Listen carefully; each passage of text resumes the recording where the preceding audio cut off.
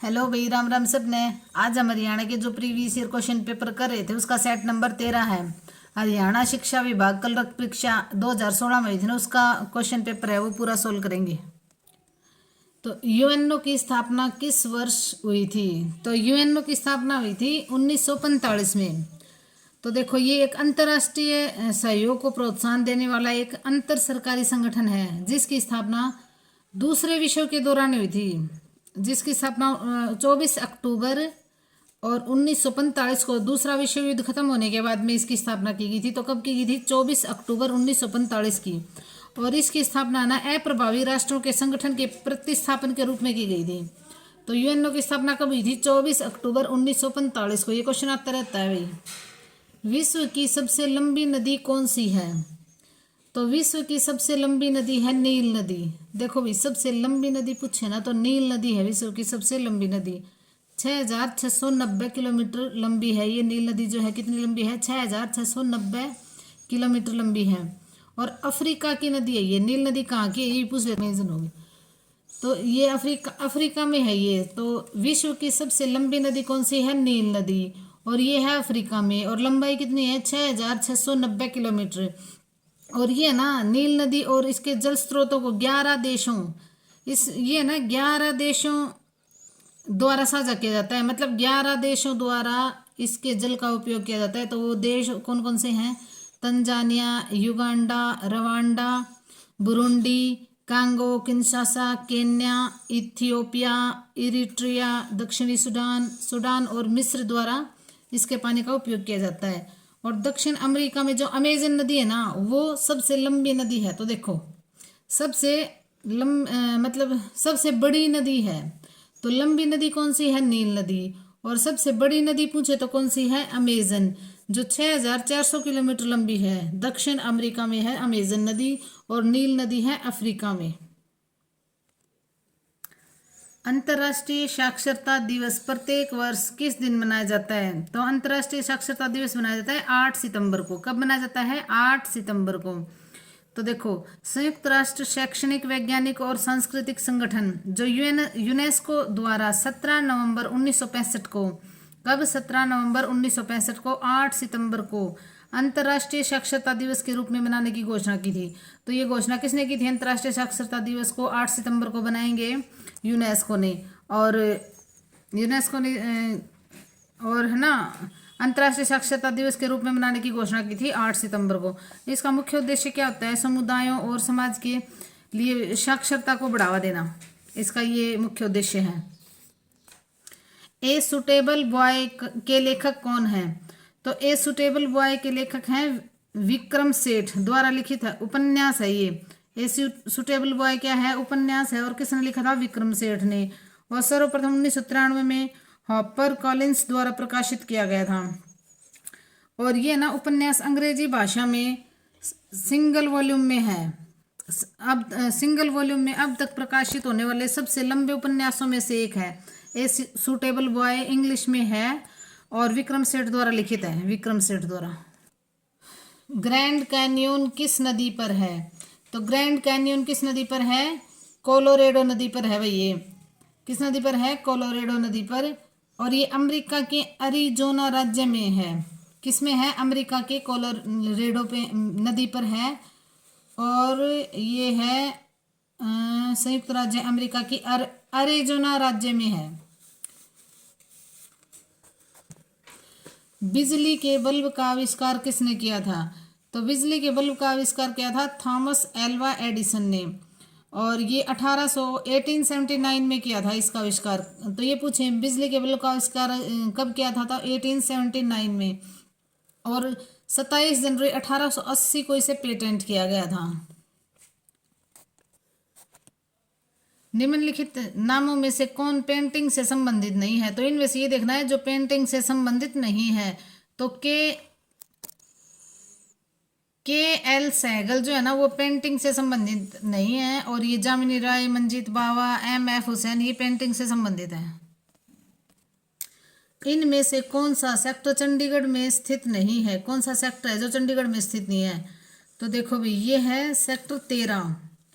जब ली कॉर्बुजियर जो फ्रांसीसी वास्तुकार थे ना, उसने प्रथम योजनाबद्ध तरीके से शहर की स्थापना की थी, चंडीगढ़ को डिजाइन किया था।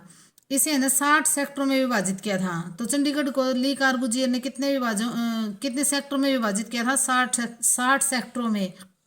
उन्होंने सेक्टर 13 को लेने से इनकार कर दिया था। तो जो सेक्टर 13 है ना, उसको लेने से इनकार कर दिया था।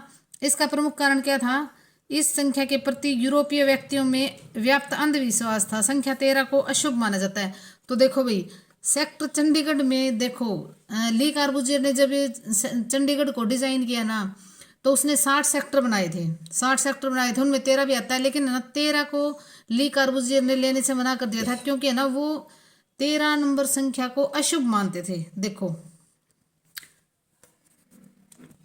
भारतीय संविधान को संविधान सभा ने कब पास किया था? तो ये पास किया था 26 जनवरी 1949 को। भारतीय संविधान को संविधान सभा ने कब पास किया था? तो 26 जनवरी 1949 को पास किया था। तो देखो, संविधान सभा द्वारा 26 नवंबर 1949 को भारत के संविधान को पारित और स्वीकार किया था। और 26 जनवरी 1950 को 26 जनवरी 1950 को तत्काल प्रभाव से लागू, इसको 26 जनवरी 1950 को लागू कर दिया था।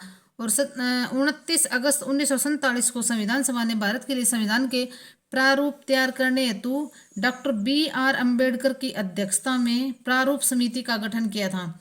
तो ये होगा, भारतीय संविधान को संविधान सभा ने कब पास किया था? तो 26 जनवरी 1949 को। और लागू कब किया था? 26 जनवरी 1950 में लागू किया था, और 26 जनवरी 1949 को पास किया था।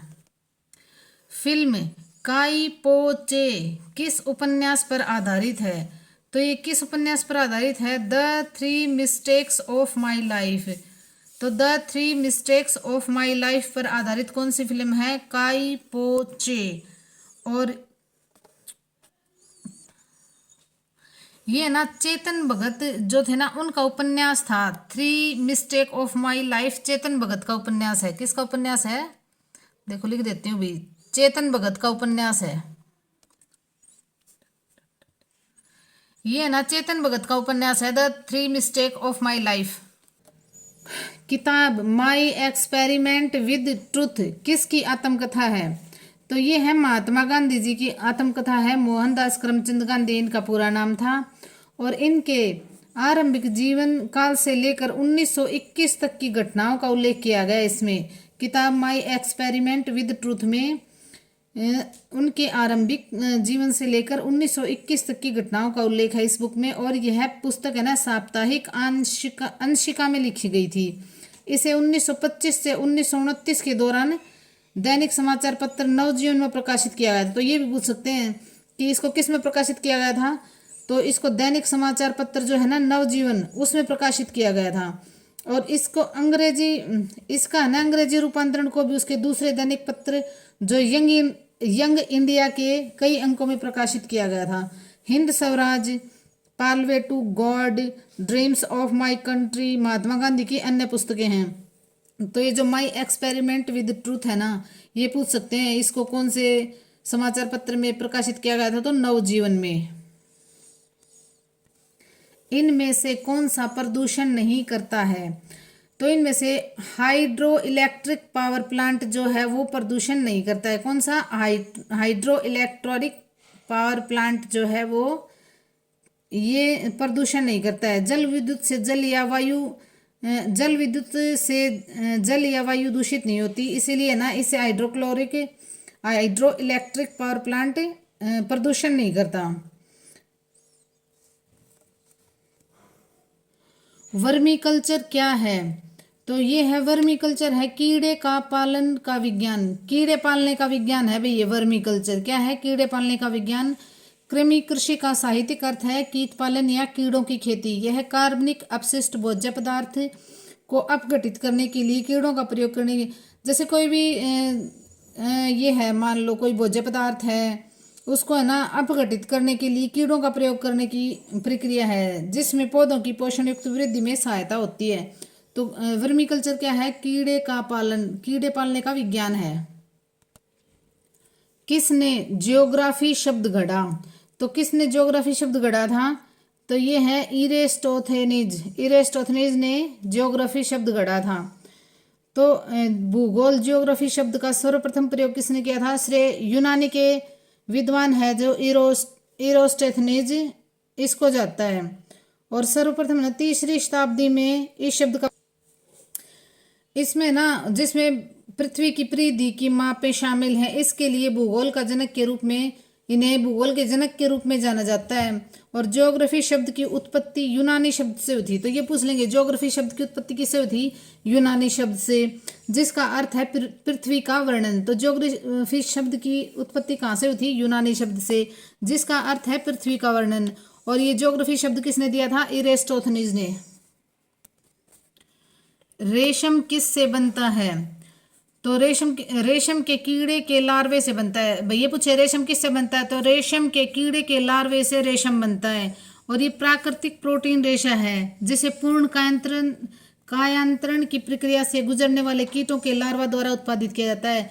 रेशम उत्पादन के अंतर्गत ज्ञात सर्वप्रथम रेशम को शहतूत के रेशम कीट वाम्बिक्स मोरी के लार्वा के कोकून से प्राप्त किया जाता है। रेशम का उत्पादन कई कीटों द्वारा किया जाता है, लेकिन वस्त्र निर्माण के लिए सामान्यतः केवल माथ कैटरपिलर्स के रेशम का ही प्रयोग किया जाता है। तो अगर ये पूछें कि वस्त्र निर्माण के लिए कौन से रेशम का प्रयोग किया जाता है, तो ये है माथ कैटरपिलर्स के रेशम का प्रयोग किया जाता है। सेरीकल्चर के अंतर्गत रेशम पालन किया जाता है। तो सेरीकल्चर के अंतर्गत रेशम पालन किया जाता है। समुद्री जीवन के लिए भोजन का प्राथमिक स्रोत क्या है? तो समुद्री जीवन के लिए भोजन का प्राथमिक स्रोत क्या है? फाइटोप्लैंक्टन। समुद्री जीवन के लिए भोजन का प्राथमिक स्रोत क्या है? फाइटोप्लैंक्टन। तो सूक्ष्मदर्शी जो तैरने वाले पौधे होते हैं ना, जिसे फाइटोप्लैंक्टन कहते हैं। तो ये पूछ लेंगे फाइटोप्लैंक्टन किसे कहते हैं? तो सूक्ष्मदर्शी है तैरने वाले जो पौधे होते हैं उन्हें फाइटोप्लैंक्टन कहते हैं। समुद्र में रहने वाले जीवों के लिए भोजन का प्रमुख स्रोत है। तो समुद्र में जो जीव रहते हैं वो क्या खाते हैं? जो सूक्ष्मदर्शी तैरने वाले पौधे होते हैं जिनको फाइटोप्लैंक्टन कहते हैं। तो समुद्र में रहने वाले जीवों का प्रमुख भोजन होता है वो। ये पौधे समुद्री जीवों के लिए पोषक तत्व और ऊर्जा का प्रमुख स्रोत भी होते हैं। ये सूक्ष्म जीव समुद्री धाराओं के साथ बह जाते हैं और जल में पोषक तत्वों की आवश्यक मात्रा के अंतर्विष्ट होने पर तेजी से वृद्धि करते हैं। तो ये होगा समुद्री जीवन में भोजन का प्राथमिक स्रोत क्या है? फाइटोप्लैंक्टन। और फाइटोप्लैंक्टन क्या होते हैं? जो समुद्र में तैरने वाले सूक्ष्मदर्शी पौधे जो होते हैं ना, वो फाइटोप्लैंक्टन होते हैं। बछेंद्री पाल कौन है? तो बछेंद्री पाल कौन है? माउंट एवरेस्ट की फतह करने वाली प्रथम भारतीय महिला है बछेंद्री पाल। और देखो 23 मई 1984 को माउंट एवरेस्ट की चोटी पर पहुंचने वाली प्रथम भारतीय महिला हैं बछेंद्री पाल। तो 1984 में ये माउंट एवरेस्ट की चोटी पर पहुंची थी और उन्होंने अपने 30वें जन्मदिन से एक दिन पूर्व माउंट एवरेस्ट की प्रथम चढ़ाई के 31 वर्ष पूरे होने से 6 दिन पूर्व यह उपलब्धि प्राप्त की है। तो देखो बछेंद्री पाल कौन है? माउंट एवरेस्ट फतह करने वाली प्रथम भारतीय महिला हैं और 1984 में ये पहली बार गई थी। भारत रत्न किस पेड़ के पत्ते की तरह बनाया जाता है? देखो भाई ये क्वेश्चन कितना अजीब सा है, बिना पढ़े तो ये पता भी नहीं चलेगा। भारत रत्न किस पेड़ के पत्ते की तरह बनाया जाता है? तो ये बनाया जाता है पीपल के पत्ते की तरह। इसका आकार पीपल के पत्ते की तरह होगा और यह मेडल लगभग 25-26 इंच लंबा और 7-8 इंच 25-26 इंच लंबा और 7-8 इंच चौड़ा। ये देखो भाई ये ना, ये जो है यह मेडल लगभग 25x26 इंच लंबा और 17x8 इंच चौड़ा होता है ये, और 1x8 इंच मोटा होता है।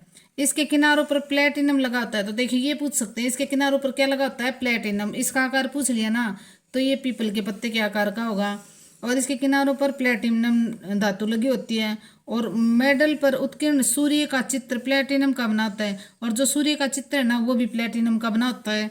मेडल के अग्रभाग पर भारत रत्न जबकि पार्श्व भाग पर भारत का प्रतीक चिन्ह और सत्यमेव जयते उत्कीर्ण होता। तो ये पूछ लेंगे कि मेडल पर क्या क्या था? 3 ये दे देंगे, 1 अलग से दे देंगे। तो क्या क्या है देखो, भारत का प्रतीक चिन्ह और भारत देखो ये है सूर्य का चित्र, प्लेटिनम का बना होता है एक, और दूसरा है भारत का प्रतीक चिन्ह, और सत्यमेव जयते।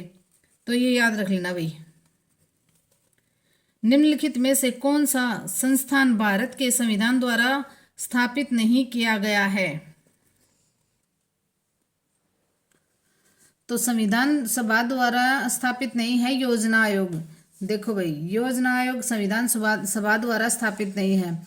तो भारत के संविधान में संघीय न्यायपालिका ने अनुच्छेद 124 और 147, न्यायपालिका कौन से अनुच्छेद में है? 124 से 147 में।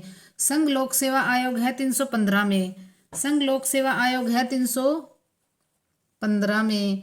और ये है न्यायपालिका है 124 से 147 में, 124 से 147 में।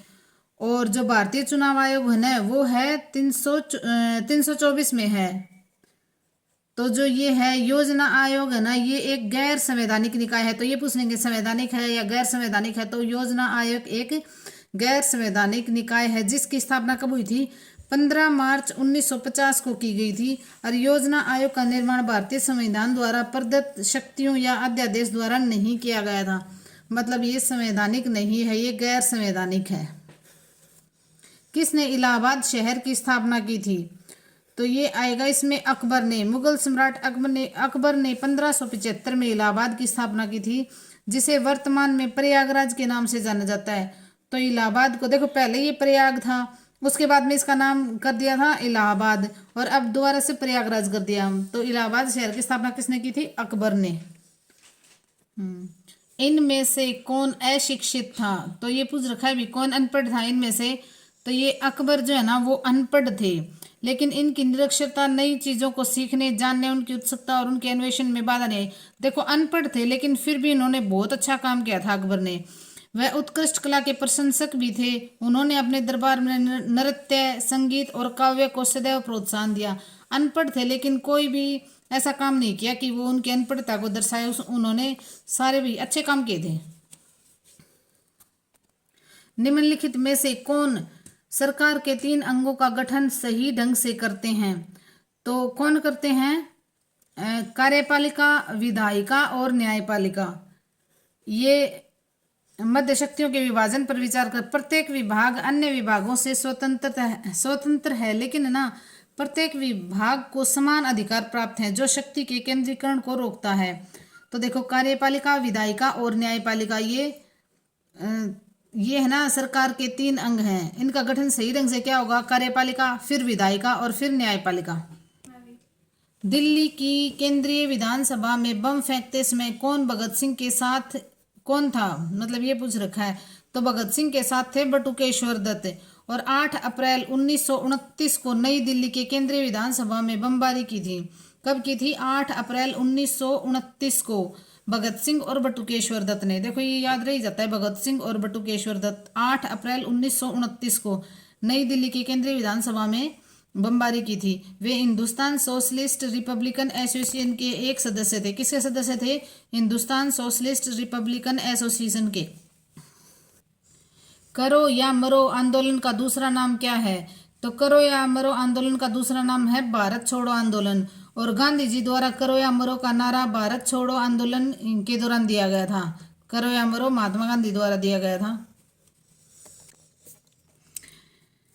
निम्नलिखित देशों में से किन के पास संयुक्त राष्ट्र परिषद में वीटो का अधिकार नहीं है?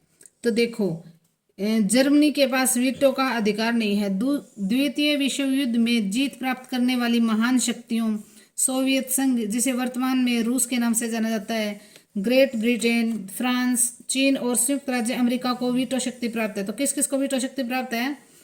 ग्रेट ब्रिटेन, रूस, ग्रेट ब्रिटेन, फ्रांस, चीन और संयुक्त राज्य अमेरिका को वीटो शक्ति प्राप्त है। ये 5 देश संयुक्त राष्ट्र के 5 स्थायी सदस्य हैं। ये 5 स्थायी सदस्य हैं और जर्मनी को वीटो का अधिकार नहीं है। देखो सुरक्षा परिषद के किसी भी प्रस्ताव में जिसमें किसी देश को नए सदस्य के रूप में शामिल करने वाला प्रस्ताव भी शामिल है पर वीटो कर सकते हैं। तो जर्मनी को वीटो का अधिकार नहीं है। वीटो है मना है, मतलब अगर मान लो ये 5 हैं, 5 में से एक ने किसी भी प्रस्ताव के लिए, किसी भी बात के लिए मना कर दिया ना, तो वो बात माननी नहीं जाएगी भाई। मान लो एक ने मना कर दिया ना, तो वो प्रस्ताव पास नहीं होगा। तो वीटो है मना करने की शक्ति। वीडियो को लाइक शेयर और सब्सक्राइब किया करो भाई, बहुत मेहनत से वीडियो बनती है। और देखो भाई, कम से कम लाइक तो कर दिया करो और शेयर भी कर दिया करो और सब्सक्राइब भी कर लिया करो चैनल को।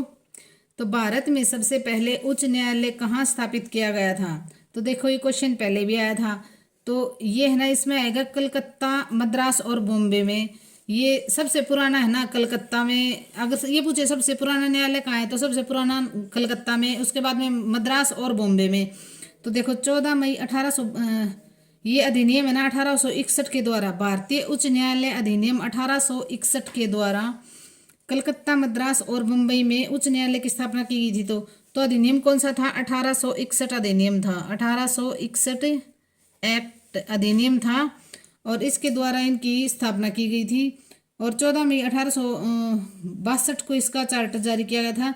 जबकि मद्रास और मुंबई उच्च न्यायालय का अधिकार 26 जून 1862 को जारी किया गया था। इस प्रकार कलकत्ता उच्च न्यायालय भारत का प्रथम, देखो कलकत्ता तो प्रथम हो गया और सबसे पुराना भी हो गया। उसके बाद में मद्रास और बॉम्बे। गुरुमुखी लिपि किसने शुरू की थी? तो गुरुमुखी लिपि शुरू की थी गुरु अंगद ने। ये क्वेश्चन आते रहते हैं भी। गुरुमुखी लिपि किसने शुरू की थी? गुरु अंगद ने। और ये इनसे ना 16वीं शताब्दी के दौरान गुरु अंगद देव द्वारा मानकीकृत किया गया था। गुरुमुखी शब्द का अर्थ है गुरु के मुख से। तो गुरु अंगद ने ये गुरुमुखी लिपि शुरू की थी, इसका अर्थ है गुरु के मुख से। उबेर कप किस खेल के साथ जुड़ा है? तो उबेर कप जुड़ा है बैडमिंटन के साथ। किसने भारतीयों के लिए है का नारा दिया था? तो ये दिया था स्वामी दयानंद सरस्वती ने भारत भारतीयों के लिए है नारा दिया था। 1876 में नारा दिया था ये, भारत भारतीयों के लिए है। और स्वराज का आह्वान करने वाले प्रथम व्यक्ति थे। तो स्वराज भी किसने दिया? स्वराज शब्द भी किसने दिया था? इसने स्वामी दयानंद सरस्वती ने। पवित्र शहर हरिद्वार किस राज्य में स्थित है? तो पवित्र शहर हरिद्वार किस राज्य में स्थित है? ये है उत्तराखंड में। देखो भाई उत्तराखंड में, इसका सबको पता है। और हरिद्वार जिले का प्राचीन शहर और नगर पालिका है। गंगा नदी अपने उद्गम स्रोत गौमुख से 253 किलोमीटर की दूरी तय करने के बाद हरिद्वार में सबसे पहले उत्तर भारत के सिंधु गंगा के मैदानों में प्रवेश करती है। इसका पुराना नाम गंगा द्वार के रूप में भी जाना जाता है। हरिद्वार को हिंदुओं के 7 पवित्रतम स्थलों में से एक माना जाता है। तो पवित्र शहर हरिद्वार कहाँ है? उत्तराखंड में। निम्नलिखित में से कौन राष्ट्रमंडल के सदस्य देशों की संख्या का प्रतिनिधित्व करता है? मतलब कितनी संख्या है ये पूछ रखा है। तो इसमें आएगा ये 53 देश। क्या आएगा? 53 देश। भारत में वोट का अधिकार किस आधार पर दिया जाता है? तो वोट का अधिकार किस आधार पर दिया जाता है? तो उम्र के आधार पर। 18 वर्ष के होने के बाद में हमें वोटिंग अधिकार मिल जाता है। और भारतीय संविधान का अनुच्छेद 326 वर्णन करता है कि लोकसभा और राज्य की विधानसभाओं के चुनाव वयस्क मताधिकार पर निष्पादित किए जाएंगे। इसका अर्थ यह है कि 18 वर्ष से अधिक की आयु के किसी भी व्यक्ति को बिना किसी धर्म, लिंग, शिक्षा या संपत्ति के भेदभाव के मतदान का अधिकार है। तो बात यह है, कौन सा अनुच्छेद है? 326 है। हमें ये आज़ादी देता है कि 18 वर्ष के होने के बाद में हम लोकसभा और राज्य की विधानसभाओं के चुनाव में हिस्सा ले सकते हैं। तो अनुच्छेद 326 के अकॉर्डिंग भारत में केसर का सबसे अधिक उत्पादन करने वाला राज्य कौन सा है? तो ये है कश्मीर। केसर का सबसे ज्यादा उत्पादन कहाँ होता है? कश्मीर में। लिंग अनुपात का मतलब है, तो देखो लिंग अनुपात का मतलब क्या है? ये होगा प्रति 1000 पुरुषों पर महिलाओं की संख्या। तो ये होगा कि 1000 पुरुषों पर कितनी महिलाएं हैं भाई? 900 हैं, 950 हैं। ये लिंग अनुपात का मतलब होता है। फार्मूला 1 इनमें से किससे संबंधित है? तो फार्मूला 1 इनमें से किससे संबंधित है? तो ये है मोटर रेसिंग से। मोटर रेसिंग से। भारत का सर्वोच्च नागरिक सम्मान कौन सा है? तो भारत का सर्वोच्च नागरिक सम्मान है भारत का सर्वोच्च नागरिक सम्मान कौन सा है? तो ये है भारत रत्न भारत का सर्वोच्च नागरिक सम्मान है। इसकी शुरुआत कब हुई थी भाई? 1954 में। भारत रत्न की शुरुआत कब हुई थी? 1954 में। यह सम्मान बिना किसी जाति, व्यवसाय, लिंग मतलब बिना किसी भेदभाव के प्रदान किया जाता है भाई। तो ये भारत का सर्वोच्च नागरिक सम्मान कौन सा है? भारत रत्न। और 1954 में इसकी शुरुआत हुई थी। 1900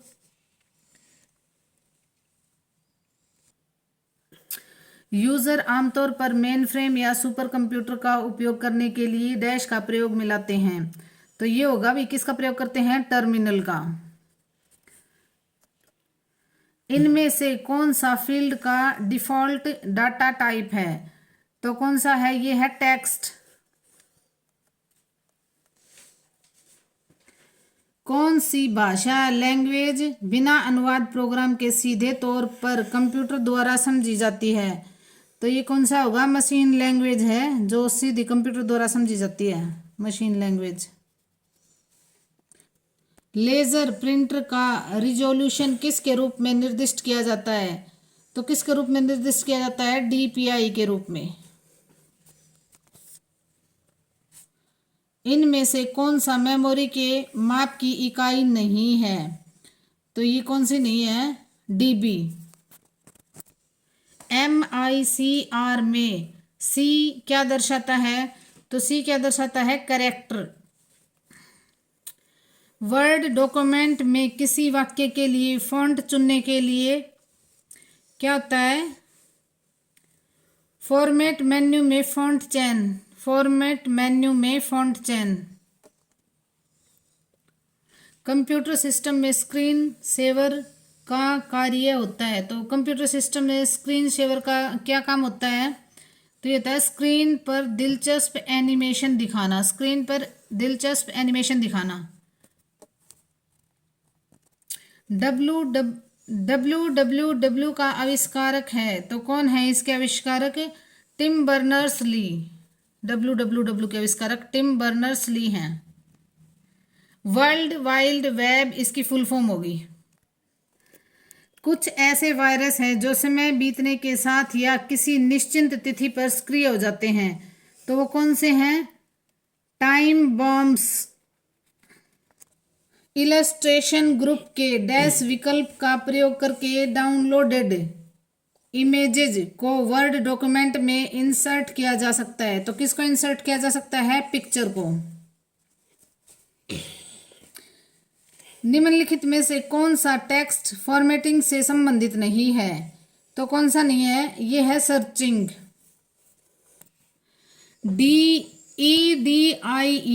EDIE से अभिप्राय है। तो क्या अभिप्राय है EDI से? Electronic data interchange. Electronic data interchange. आप वर्ड डॉक्यूमेंट में सिलेक्टेड टेक्स्ट का फॉन्ट साइज हर बार एक पॉइंट कैसे बढ़ा सकते हैं? तो आप वर्ड डॉक्यूमेंट में सिलेक्टेड टेक्स्ट का फॉन्ट साइज हर बार एक पॉइंट कैसे बढ़ा सकते हैं? तो कैसे बढ़ा सकते हैं? Ctrl+ दबाकर।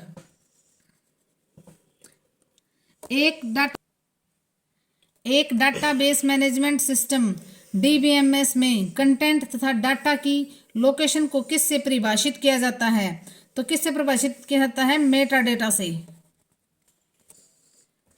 स्क्रीन की बैकग्राउंड को कहा जाता है। तो स्क्रीन की बैकग्राउंड को क्या कहा जाता है? स्क्रीन की बैकग्राउंड को कहा जाता है। तो स्क्रीन की बैकग्राउंड को क्या कहा जाता है? डेस्कटॉप। यूनिवैक का अर्थ है। तो यूनिवैक का क्या अर्थ है? Universal automatic computer. Universal automatic computer. Hard disk controller द्वारा किसी डाटा को ढूंढने में लगने वाला समय को कहते हैं। तो क्या कहते हैं? ये होगा सीक टाइम। Seek time. इनमें से कौन कंप्यूटर भाषा नहीं है? तो कौन कंप्यूटर भाषा नहीं है? इंटरमीडिएट लेवल भाषा। मैग्नेटिक टेप को स्टोरेज अक्षमता निर्भर करती है। तो क्या निर्भर करती है? उपर्युक्त सभी पर आएगा। सरफेस के ट्रैक इंच पर, ट्रैक के बीट इंच पर, डिस्क सरफेस के डिस्क पैक पर। तो इसका आएगा उपर्युक्त सभी। धन्यवाद भाई। लाइक शेयर और सब्सक्राइब करना। और अगर इसकी पूरे पेपर का सॉल्यूशन की पीडीएफ चाहिए तो ज़्यादा से ज़्यादा कमेंट करना अगर आपको पीडीएफ चाहिए है तो, और टेलीग्राम चैनल को ज्वाइन कर लेना, वहाँ आपको पीडीएफ भेज देंगे। कमेंट कर देना अगर आपको पीडीएफ चाहिए तो पूरे सॉल्यूशन की। धन्यवाद।